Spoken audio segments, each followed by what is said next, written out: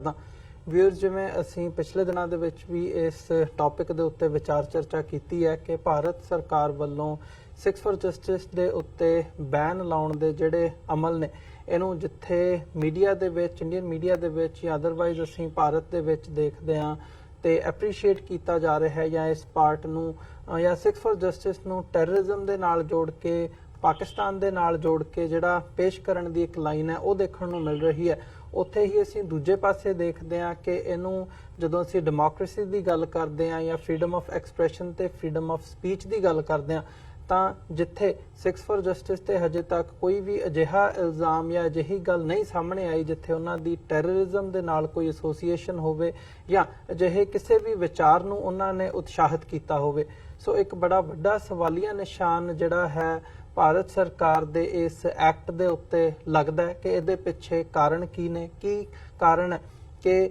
Six for justice ਦੇ ਉੱਤੇ ban ਲਾਇਆ ਗਿਆ। ਸੋ ਇਸ ਵਿਚਾਰ ਚਰਚਾ ਨੂੰ ਜਿੱਥੇ ਅਸੀਂ ਅੱਗੇ ਤੋਰ ਰਹੇ ਹਾਂ ਉੱਥੇ ਹੀ ਪਟਿਆਲਾ ਤੋਂ ਜਿਹੜੇ ਮੈਂਬਰ ਪਾਰਲੀਮੈਂਟ ਨੇ ਡਾਕਟਰ ਧਰਮਵੀਰ ਗਾਂਧੀ ਉਹਨਾਂ ਨੇ ਹਮੇਸ਼ਾ ਸੈਕੂਲਰਿਜ਼ਮ ਦੀ ਡੈਮੋਕ੍ਰੇਸੀ ਦੀ ਜਿਹੜੀ ਹੈ ਹਮਾਇਤ ਕੀਤੀ ਹੈ ਤੇ ਉਹ ਕਿਵੇਂ ਦੇਖਦੇ ਨੇ ਇਸ ਬੈਨ ਨੂੰ, ਇਸ ਬਾਰੇ ਅਸੀਂ ਅੱਜ ਉਹਨਾਂ ਤੋਂ ਜਾਣਨ ਦੀ ਕੋਸ਼ਿਸ਼ ਕਰਾਂਗੇ ਕਿ ਉਹ ਉਹਨਾਂ ਦੇ ਕੀ ਵਿਚਾਰ ਨੇ ਇਸ ਸਾਰੇ ਇਸ਼ੂ ਦੇ ਉੱਤੇ। ਸੋ ਡਾਕਟਰ ਧਰਮਵੀਰ ਗਾਂਧੀ ਸਾਡੇ ਨਾਲ ਇਸ ਵਕਤ ਪਟਿਆਲਾ ਤੋਂ ਫੋਨ ਲਾਈਨ ਤੇ ਬਣੇ ਨੇ। ਆਓ ਉਹਨਾਂ ਨਾਲ ਮਿਲ ਕੇ ਅੱਜ ਦੀ ਇਸ ਵਿਚਾਰ ਚਰਚਾ ਦੀ ਸ਼ੁਰੂਆਤ ਕਰਦੇ ਹਾਂ। ਡਾਕਟਰ ਗਾਂਧੀ ਤੁਹਾਡਾ ਸਵਾਗਤ ਹੈ ਜੀ। ਵਾਹਿਗੁਰੂ ਜੀ ਕਾ ਖਾਲਸਾ, ਵਾਹਿਗੁਰੂ ਜੀ ਕੀ ਫਤਿਹ।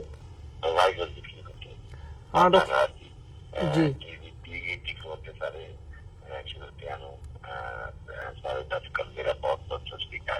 ਸਤਿ ਸ਼੍ਰੀ ਅਕਾਲ ਡਾਕਟਰ ਸਾਹਿਬ। ਡਾਕਟਰ ਸਾਹਿਬ ਸ਼ੁਰੂਆਤੀ ਦੌਰ ਦੇ ਵਿੱਚ ਮੈਂ ਇਹੀ ਜਾਣਨਾ ਚਾਹੂੰਗਾ ਕਿ ਤੁਹਾਡੇ ਵਿਚਾਰ ਕੀ ਨੇ ਇਸ ਬਾਰੇ ਜਿਹੜਾ ਇਹ ਬੈਨ ਲਾਇਆ ਗਿਆ ਸਿਕਸ ਫॉर ਜਸਟਿਸ ਦੇ ਉੱਤੇ। ਜਦੋਂ ਤੁਸੀਂ ਇਹ ਖਬਰ ਸੁਣੀ ਜਾਂ ਤੁਹਾਨੂੰ ਪਤਾ ਲੱਗਾ ਤਾਂ ਤੁਹਾਡਾ ਰਿਐਕਸ਼ਨ ਕੀ ਸੀ?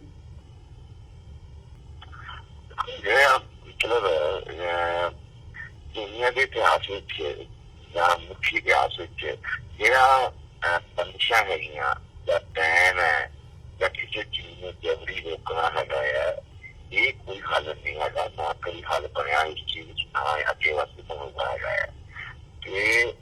ਅਸਲ 'ਚ ਜਿਹੜਾ ਮਨੁੱਖਤਾ ਦਾ ਭਵਿੱਖ ਹੈਗਾ ਇਹ ਵੱਧ ਖੁੱਲ੍ਹਾਂ ਵਿੱਚ, ਵੱਧ ਛੋਟਾਂ ਵਿੱਚ ਤੇ ਵੱਧ ਜਮਹੂਰੀਅਤ ਵਿੱਚ, ਵੱਧ ਆਪਣੇ ਜਿਹੜੇ ਰਾਈਟਸ ਹੈਗੇ ਉਹਨਾਂ ਨੂੰ ਮੰਨਣ ਵਿੱਚ ਹੈਗਾ ਹੈ, ਨਾ ਕਿ ਮਤਲਬ ਉਹਨਾਂ ਰਾਈਟਸ ਨੂੰ ਸੰਬੋਧਨ ਵਿੱਚ ਜਾਂ ਮਤਲਬ ਕੁਚਲਣ ਵਿੱਚ ਹੈਗਾ ਹੈ। ਉਸ ਨਜ਼ਰੀਏ ਦੇਖਿਆ ਤਾਂ ਮਤਲਬ ਜਿਹੜਾ ਇਹ ਬੈਨ ਔਨ ਐਸਐਫਐਸ ਹੈਗਾ ਹੈ ਇਹ ਇੱਕ ਗੈਰ ਜਮਹੂਰੀ ਕਦਮ ਹੈਗਾ ਹੈ। ਇਹ ਮਤਲਬ ਇੱਕ ਜਿਹੜਾ ਫਰੀडम ਆਫ ਐਕਸਪ੍ਰੈਸ਼ਨ ਹੈਗਾ, ਅਨਸੈਟਲਡ ਰਾਈਟ ਹੈਗਾ ਹੈ ਮਨੁੱਖ ਦਾ ਕਿ ਉਹ ਆਪਣੇ ਵਿਚਾਰਾਂ ਦਾ ਪ੍ਰਗਟਾਵਾ ਕਰਨ ਦੀ ਆਜ਼ਾਦੀ ਹੋਵੇ ਤੇ ਉਹ ਵਿਚਾਰ ਚਾਹੇ ਕਿਸੇ ਰਾਜ ਵਾਸਤੇ ਕਿੰਨੇ ਵੀ ਅਣਸੁਖਾਵੇਂ ਕਿਉਂ ਨਾ ਹੋਣ, ਤੇ ਰਾਜ ਨੂੰ ਉਹਨਾਂ ਵਿਚਾਰਾਂ ਦੀ ਮਤਲਬ ਸੁਣਵਾਈ ਕਰਨੀ ਚਾਹੀਦੀ ਹੈ, ਉਹਨਾਂ ਤੇ ਗੌਰ ਕਰਨਾ ਚਾਹੀਦਾ ਹੈਗਾ ਹੈ। ਉਹਨਾਂ ਮੰਨਣਾ ਨਾ ਮੰਨਣਾ ਉਹ ਕਿਸੇ ਸਮੂਹ ਵਾਸਤੇ ਵੀ, ਸਮੂਹ ਦੇ ਲੋਕਾਂ ਵਾਸਤੇ ਵੀ, ਇੰਡੀਵਿਜੂਅਲ ਵਾਸਤੇ ਵੀ ਉਹ ਅਲੱਗ ਵਿਸ਼ਾ ਹੈਗਾ ਹੈ। ਪਰ ਵਿਚਾਰਾਂ ਦੀ ਆਜ਼ਾਦੀ ਜਿਹੜੀ ਹੈਗੀ ਹੈ, ਜਿਹੜੀ ਗੱਲ ਕਹਿਣ ਦੀ ਆਜ਼ਾਦੀ ਹੈਗੀ ਹੈ, ਉਹ ਮਨੁੱਖ ਦਾ ਅਨਸੈਟਲਡ ਰਾਈਟ ਹੈਗਾ ਹੈ। ਮੈਂ ਉਸਦਾ ਪੱਕਾ ਧਾਰਨੀ ਹੈਗਾ ਜੀ।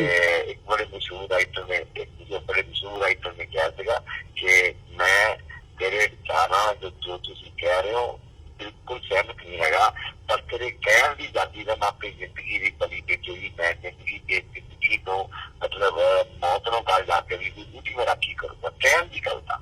ਰਾਈਟ ਟੂ ਐਕਸਪ੍ਰੈਸ਼ਨ ਦਾ ਤੇਰੇ ਨਾਲ ਮੈਂ ਆਪਣੀ ਜਾਨ ਦੀ ਬਾਜੀ ਲਾ ਕੇ ਵੀ ਰਾਖੀ ਕਰੂੰਗਾ ਹੈਗਾ ਹੈ। ਮੈਨੂੰ ਰਾਈਟਰ ਦਾ ਨਾਮ ਭੁੱਲ ਗਿਆ, ਤੇ ਸੋ ਇਹ ਇੰਨੀ ਇੰਪੋਰਟੈਂਸ ਹੈਗੀ ਹੈ right of free expression the, right of Liberty ਦੀ, ਆਪਣੀ ਜਾਨ ਮਨੁੱਖੀ ਅਧਿਕਾਰਾਂ ਦੀ, ਸਾਰੀ ਗੱਲਾਂ ਜੁੜਦੀਆਂ ਨੇ ਆਪਸ ਵਿੱਚ। ਸੋ ਉਸ ਨਜ਼ਰੀਏ ਤੋਂ ਜਿਹੜਾ ਬੈਨ ਹੈਗਾ ਇਹ ਬਿਲਕੁਲ ਨਾਵਾਜਬ ਹੈਗਾ ਹੈ, ਗਲਤ ਹੈਗਾ ਹੈ। ਤੇ ਇਹ ਮਤਲਬ ਜਦੋਂ ਵੀ ਤੁਸੀਂ ਕਿਸੇ ਬੰਦੇ ਦਾ ਰਾਈਟ ਨੂੰ ਵੱਲੋਂ ਕੁਚਲਦੇ ਹੋ ਤਾਂ ਹਮੇਸ਼ਾ ਉਹਦੇ ਚ ਡਿਸਟੋਰਸ਼ਨਸ ਪੈਦਾ ਹੁੰਦੀਆਂ ਹੈਗੀਆਂ, ਟ੍ਰੈਂਡ ਪੈਦਾ ਹੁੰਦੇ ਹੈਗੇ ਆ। ਸੋ ਇਸ ਕਰਕੇ ਮੇਰਾ ਖਿਆਲ ਹੈ ਕਿ ਕੱਲ ਨੂੰ ਮਤਲਬ ਜਿਹੜੀ ਵੀ ਕੋਈ ਵੀ ਸਮੱਸਿਆ ਹੋਣਗੇ ਸਮੂਹ ਦੀਆਂ, ਉਹ ਸਮੂਹ ਦੀਆਂ ਸਮੱਸਿਆਵਾਂ ਨੂੰ ਜਿਹੜੀ ਕੌਨਫੀਡੈਂਟ ਡੈਮੋਕ੍ਰੇਸੀ ਹੈਗੀਆਂ ਉਹ ਟੇਬਲ ਤੇ ਬੈਠ ਕੇ ਹੱਲ ਕਰਦੀਆਂ ਹੈਗੀਆਂ, ਨਾ ਕਿ ਕਾਨੂੰਨੀ ਬੰਦਸ਼ਾਂ ਨਾਲ ਜਾਂ ਉਹ ਰਾਈਟ ਕੁਚਲਣ ਨਾਲ। ਜੀ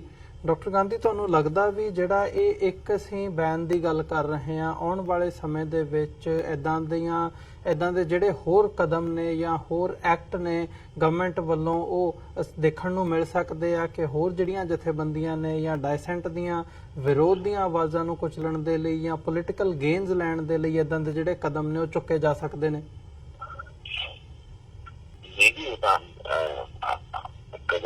ਕਾਨੂੰਨੀ ਰੂਪ ਵਿੱਚ ਇੱਕ ਸਮਾਜ ਜੋ ਅਮਲੀ ਰੂਪ ਵਿੱਚ ਰੱਖਿਆ ਹੈਗਾ ਆ, ਉਹ ਤਾਂ ਹੋਰ ਵੀ ਵੱਧ ਕਮਾਉਣਾ ਤੇ ਬਹੁਤ ਹੀ ਜਾਰਾ ਤੇ ਉਤਾਰਾ ਤੇ ਪ੍ਰਤੱਖ ਹੈਗਾ। ਉਹ ਤੁਸੀਂ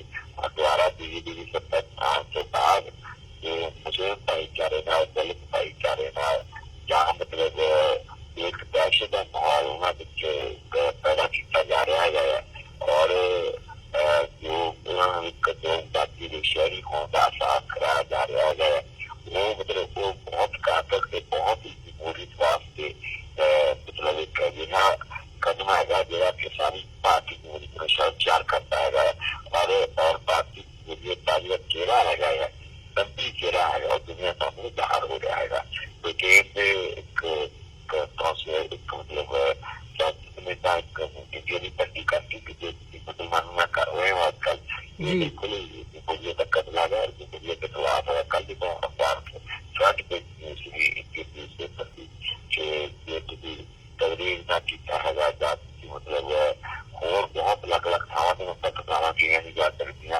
गो हत्या के नाम पे या गो वंश के प्रचार के नाम पे या मतलब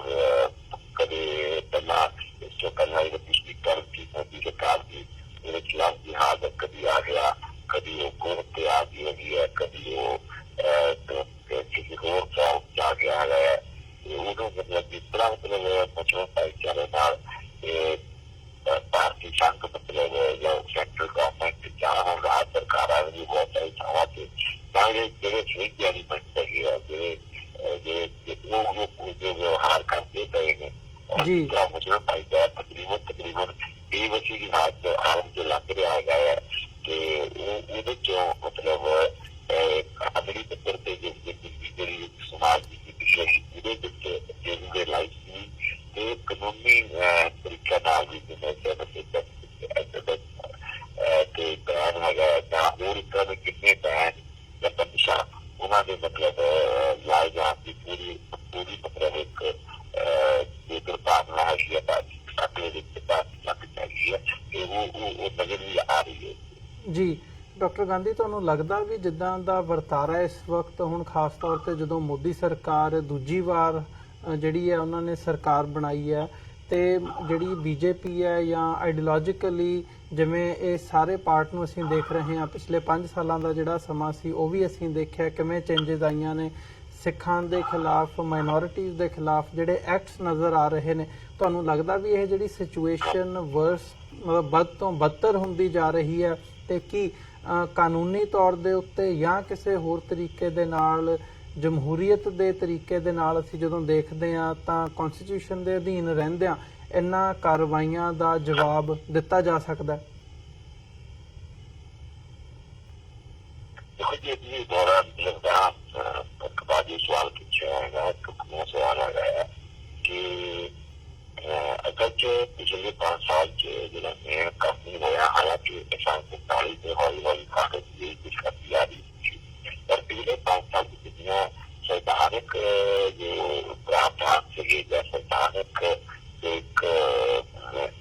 शीलता छीनिया मुख्य कारण बचा दिया या दशरथ दिया या मतलब होर सिस्टम चला दिया, वो सारिया एक एक करके मतलब सीधियां मतलब वो